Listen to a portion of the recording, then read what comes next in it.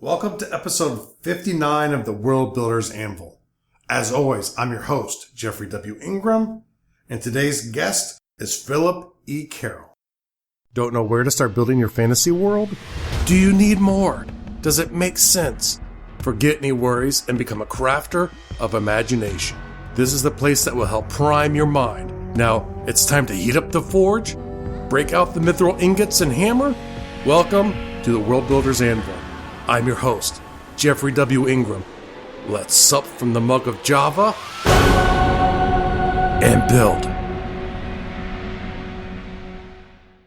From world building in his youth with his twin brother, Phillip's course has been set. Now a husband, father, grandfather, podcaster, and author, Phillip dedicates himself to building better fantasy and science fiction worlds. Let's give a World Builders welcome to Phillip E. Carroll. Oh, and by the way, go Army. Hello, Phillip. Is there anything else you'd like people to know about you? About me? Well, I don't know. I guess I've been tap dancing for 20 years. I play the piano. I was in the Army for 5 years. I'm old. Yeah, that's one thing. Okay, that's about it. Awesome. Well, do you feel orc or elf today? I think I feel goblin. Goblin. Excellent. Always like it when people deviate from the script. And I love goblins. They're very important in my world.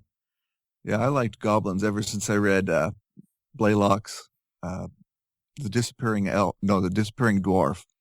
And his goblins were always kind of manic and frenetic and just all over and kind of hilarious. So I've always liked them. Very good. So why don't you take a second and tell us a little bit about your latest work? My latest work? Well, I'm working on 3 things right now. So it's, I would say my latest work right now is my podcast. It's The Pariah. It takes place in a totally different, an Earth-like world. It's fantasy based. There are creatures that are both, are combined creatures, like the tiger hawk is one of the creatures which is central to the story. And they're empathic with some people. So that's what, the whole story centers around this one boy, Kyo no Shane, who knows early on that he has creature handling powers earlier than anyone else. He finds out when he's 5 years old, when his older sister comes back to visit from her military duty with the tiger hawk. And it's all about his expectations and how he's developed as a child and set up as a teenager to go join this creature handling corps and what he's set up for and what his failures are.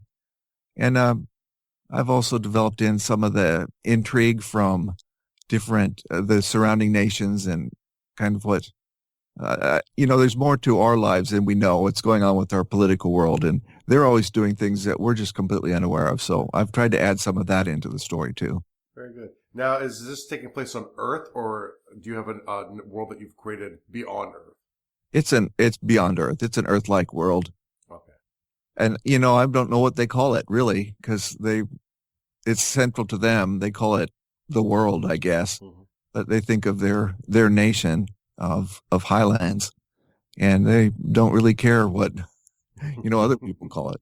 They're kind of isolated up until now, really. What sort of tech era is the setting for your work? It's probably Middle Ages. I made a mistake early on and talked about them baling hay, and a friend of mine pointed out, baling hay is a pretty new technology. And when I looked it up, I realized, hay stacking is a much more elegant technology for their era anyway. I mean, haystacks are wonderful things, yes. The way they work. So I got rid of the hay bales and added in some windrows and haystacks. Also, last night I was rereading a portion. What I've done is I'm podcasting it, and I'm doing 5,000 words per episode. So that's about a half hour per episode. I wrote it for NaNoWriMo about 3 years ago, I think, 3 or 4 years ago. It's 100,000 words, and I'm adding in another 25 to 30,000 as I'm doing the podcast. So every 25,000 words, I plan on doing a chapter book and releasing it written on, for ebooks through Kindle and a small chapter book through CreateSpace. I started a Patreon page to see if I could get people to support me as I go along, and I've got 2 patrons in it. So yeah, it's not really working out the way I'd hoped. But one of the levels was if you contributed a certain amount per episode, you'd get this free chapter book each time it came out. But I'm still going to make the book and see if I can generate any interest or contact through Create Space and through Kindle version of the book. But so I'm re-editing it right now, and I found they come to a forge, Hender's Forge, I think it's what it's called. Bander's Forge is the town. They've got this huge forge with a number of different little fire pits, and they have bellows on springs. And I thought, I'm mentioning springs here. Does that fit into my time era? And I looked it up on, the ultimate source of all wisdom on Wikipedia. And, it looks like springs were developed in the early 1500s. So, I mean, it overlaps close enough that they're going to have springs. Of course, forges, they got making metal, steel.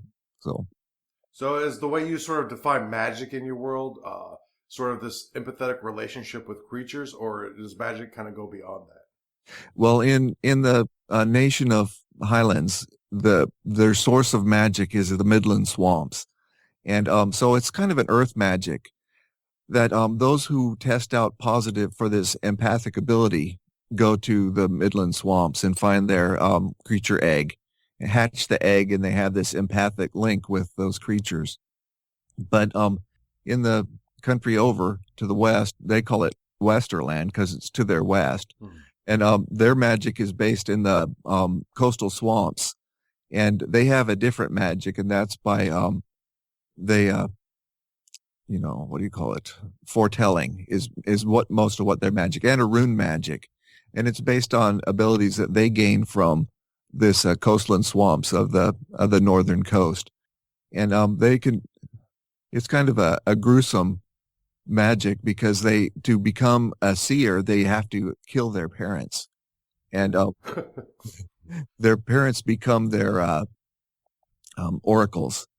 And that's how they do their magic. And so it's kind of gruesome. And then their rune magic, they're able to do some limited affecting other people with how they draw the runes and perform this like magic on it with the related sands from the northern coasts and swamps. So, and there's another country further down they call it the Southernland. Although the Southernland, I figured out, knows more of the history, and they have the original names for their countries that they go by, although those in Highland don't know it. But I haven't developed their magic yet, but it may pop up. Okay. So you have a very culturally based world, which as a person who has told me they've listened to my podcast, that's something that always excites me. I love when there's variations with the way people do magic when it's between cultures, and it doesn't need to be the same. And I think that's a mistake sometimes that happens. I don't know if it's a mistake, but I just prefer it where it feels like it's part of the culture magic. Right. Yeah. It's based on the earth. It comes from the earth somehow. And it might be that, the Highlands was a huge caldera at one point, and, millions of years back, but filled in. And that may be the origin of the magic power. But over this high range of mountains they can't get to is a steppe-like country that has, the steppe-like country, I don't know if I've developed a magic for them yet. It's in the second book of the series. I've outlined all 3 books when I sat down to do NaNoWriMo for this one. So we'll see how that rolls out when I get closer to that book and Keo's interactions there. You're podcasting, you're taking a written word and then podcasting. And I personally know that when you're editing for audio, there's different ways you have to think about it than when you're editing for the written word, because it's about the way words sound and stuff like that. Sometimes you have to kind of edit your words there. So is the podcast almost a higher level of editing that you're going to have to edit once more off of before you release it? How's your workflow going to work with that? Exactly. Yeah. What I did was, I wrote my original draft, and as you say, you just nose to the paper, nose to the computer and type it out. And I wrote 100,000 words in 28 days. So it's got its rough points. It's not definitely read read ready. But it was, I've done this 8 times now or 7 times for NaNoWriMo, so it's getting better each time. But that's my first draft. Then I go through the whole thing, just in my mind, editing, go through a whole pass to improve things. Then I've broken it up into the 5,000 word segments, and I read it. I print it out and I read it. And as I'm reading it out loud, I'm making edits to make it sound better, to flow better. Because some of the things that you write that just sound so good in your mind just don't come out from your lips. Yeah, when you read it, it just sounds horrible. Yes. Yeah. So that's an edit. And then as I'm recording it, I'm also making notes of changes as I'm recording it. And then I've gone back and taken all those edits, all those corrections I made, and I'm doing another pass on the ebook before I release it. So there's about 4 edits there that it goes through before I will actually, have it on Kindle. And then once I've gotten the whole thing done, I'm going to send it to an editor and have him go over the whole thing, and then probably do another major pass before I, print it as an entire book. When you're writing your stories, how are you connecting your world building back into the stories without making it feel like you're just reading from an encyclopedia? Well, I try not to step out of the third. I have third person close, I think, is how I'm writing. And I try not to step out of that and add anything in as the narrator. Because it's when you add in the narrator things that it's just all of a sudden, whoa, what's this info dump, So I'll have the conversations between people. He's traveling. He's leaving his home and going to the capital city. And then they'll go off to the creature handler camp, which is another, a couple 100 miles away. So as he goes, he's meeting new people and learning new things. He's a country bumpkin. There's these aristocratic designates, and the designates, I should say, the third child of every family goes into government service for 5 years. Unless they become a creature handler, then it's for life. But they do either military service or civil service for 5 years from age 15 to 20. So every third child, they call them the thirds, know that they've got this coming. And the designates, who are the aristocrats, have their thirds as well. And they kind of prime them for military or civil service leadership. So there's a whole level of these other kids that they're running into that are, arrogant and condescending and feel like they're prepped and primed to be the leaders. Because the king himself comes from the designates. The king is not hereditary. As we've learned from history, a king may be brilliant, but his son may be a total dullard. So this king, as they age, they choose a designate to be their heir. And it changes as they age because they want a designate, a new king who starts off fairly young rather than, 60 years old when you die. Mm-hmm. So these designates are pretty arrogant because they think they're going to be the king someday. Mm-hmm. So as they have conversations, then I try to spill out information. One thing I've never spelled out is that the sixes, how they tell the time of day. They mention it, but they never say that their time is based on, it starts at midnight. Then you have 1 after, 2 after, 3 after, 4 after, 5 after midnight. And then the sixes, which is the 6 after midnight and the 6 before noon. Then you have 5 before, 4 before, 3 before, 2 before, 1 before, and noon. And then it goes the same afternoon. But I've never mentioned that the sixes, because they always talk about we'll meet at the sixes or we'll meet at the morning sixes. I never spelled out that this is, 6 o'clock in the morning, 6 after midnight, 6 before noon. And I'm sure people are bright enough to figure that out, So time, no one ever says, oh, this is how we tell time in our world. So they just use it. So things like that, I've just put them in and figure they're pretty self-explanatory. Now, that's one of the things, in a way I can always understand the info dumps when I bump into them. Because you come up with interesting details like that on your world, and then you lose it. Because, it makes no sense for the characters to talk about something like that, because it's not important to them outside of the meaning of, I'll meet you at the sixes. Outside of the conversational I'll meet you at this time, it makes no sense for the characters to describe the cool detail, behind it. So I definitely love it. Yeah, for the Galactic Battle Base, it's different though, because I mean, this is 800 years in our future, and this is my series that I have on Chanillo.com. I have more info dumps because it's science fiction. You expect some kind of info dump, and you're on this giant galactic battle base. You have to explain some things, and the science geeks, I think, appreciate that a little bit more to say, okay, this does make sense how he's using this to make the galactic battle base work, so. Yeah, no, and there's a place for them. It's like I've been writing my first trilogy, and I'm kind of doing a fish out of water thing to where the character can be a bit more inquisitive about certain things that are outside of his norm. And so it gives me a chance to steal into them. And I think with science fiction, that kind of blends in naturally, where people are much more specialized in a space age culture than they are in a earlier culture. And they're not going to know much outside of what they do because they're so specialized. So, it definitely can work, but, I think it's all in the delivery. Yeah. What was your I can experience? And that's the moment which you knew that you could share this stuff out. Well, that goes back to a few years back. I started writing about 7 years ago, just, in some podcasts that I joined in, the 100 Word Stories Weekly Challenge.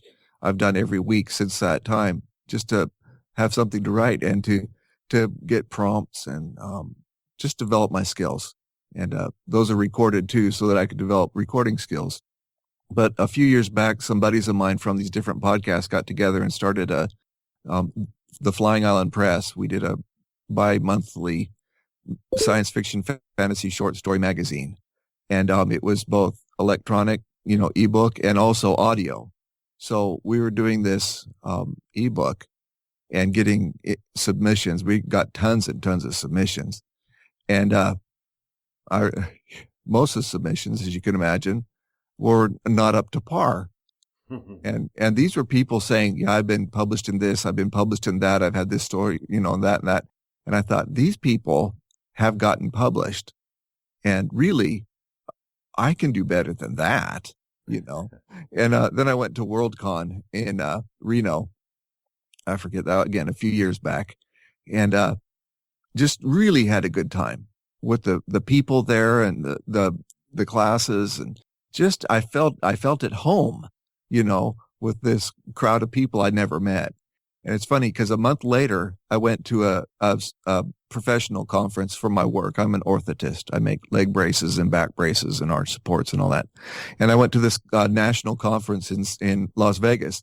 And I was looking at the people as they ran about, acting important and trying to be important and make connections and networking. And, I saw old associates of mine who were working in high up positions in leadership. And I thought, I wish I was back at Worldcon, because those people dressed as, in costumes and just being weird. And I thought, those are my people. I need to switch somehow. So that's that was my ICANN moment. I came up with my an idea for my first novel I wanted to publish called Shooting Stars, a teenage vampire love story from a boy's perspective.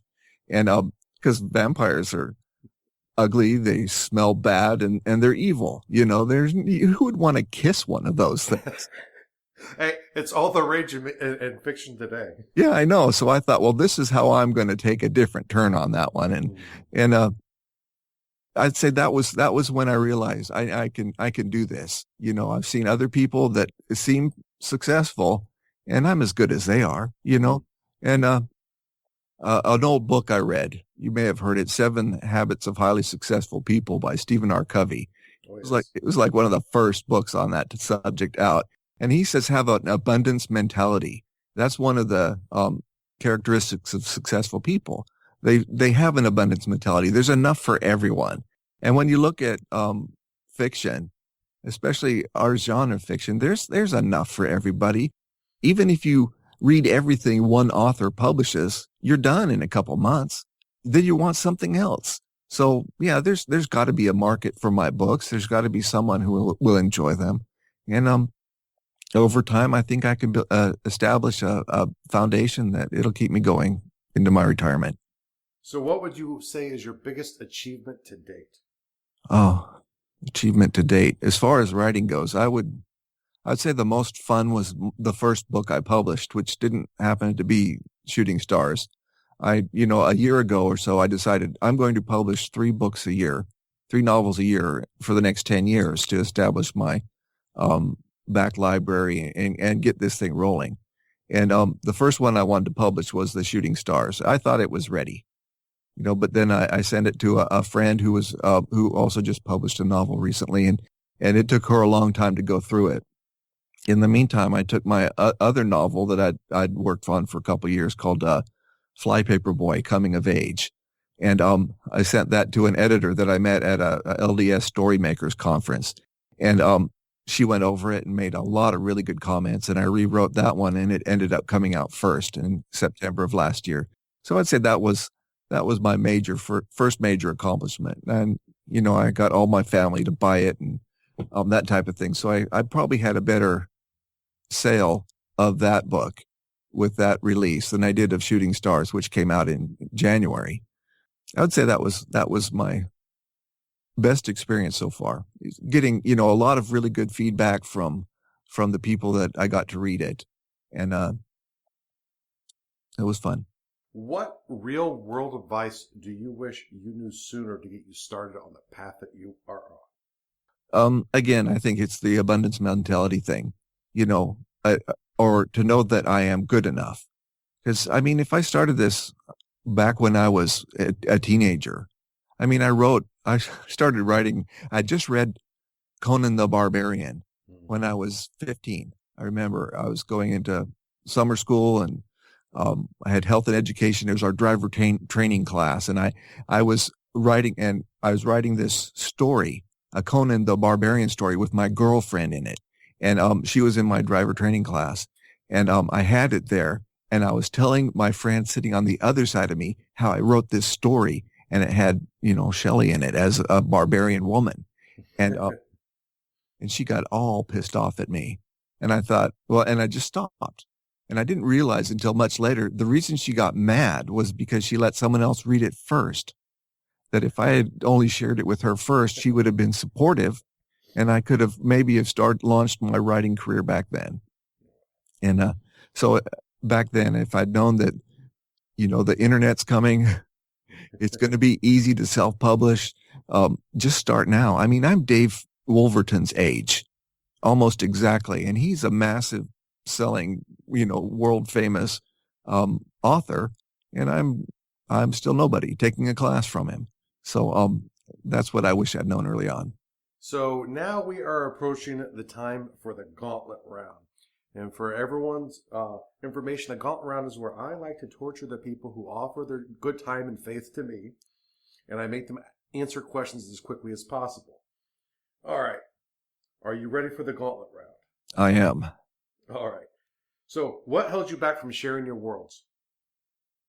The fear that I'm not good enough.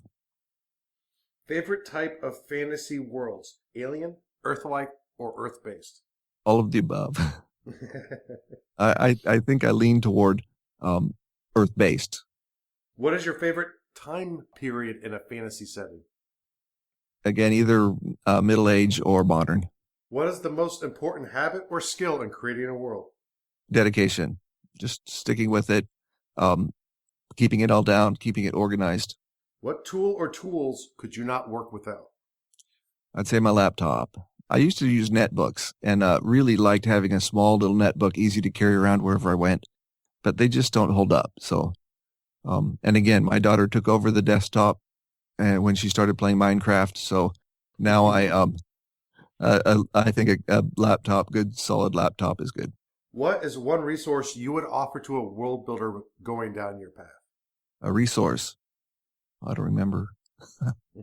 I would say a good word processing program. I use Page 4, which is an old PC knockoff of Scrivener, and I've bought Scrivener since then, but I'm so used to using this, writing program that I'm having a hard time switching across to the new. So I'd say get a good literary writing program and learn to use it well. If you ended up in a world that you created, what would be the first thing that you do? I think I would choose the Galactic battle base because it's so far in the future, and I think there's so many interesting things to see. And the battle base is essentially a giant tube.